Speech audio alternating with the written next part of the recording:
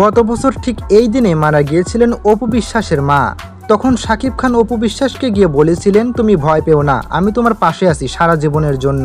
তোমার হয়তো অনেক কষ্ট হচ্ছে, সেটা আমি বুঝতে পারছি, কিন্তু আমি তোমাকে প্রতিশ্রুতি দিলাম যে এরপর থেকে কখনো তোমাকে আমি একা ছেড়ে যাব না। কিন্তু কয়েকদিন আগে বুবলিকে নিয়ে আমেরিকায় পাড়ি জমিয়েছিলেন শাকিব খান। সেখানে গিয়ে কিছু ছবি পোস্ট করেছিলেন সামাজিক যোগাযোগ মাধ্যমে। যে ছবিগুলো আপলোড হওয়ার পরপরই ভাইরাল হয়ে গিয়েছিল সামাজিক যোগাযোগ মাধ্যমে। তখন অপু বিশ্বাস সেই ছবিগুলো দেখে অনেক রেগে গিয়েছিল। তারপর থেকে অপু আর শাকিব খানের মধ্যে চলে নীরব যুদ্ধ। এরপরে অপু বিশ্বাস শাকিব খানকে শিক্ষা দেওয়ার জন্য কলকাতার সুপারস্টার দেবের সঙ্গে একটি সিনেমা করার পরিকল্পনা করে ফেলেছিলেন।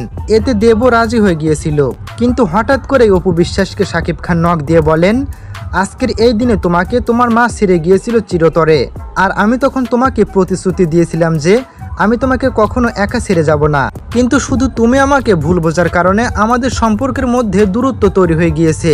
আজকের এই দিনে আমি তোমাকে বলতে চাই আমি এখনো তোমাকে ভালোবাসি। আর এই কথাগুলো শোনার পর অপু বিশ্বাসের রাগ অভিমান সব ভেঙে যায়।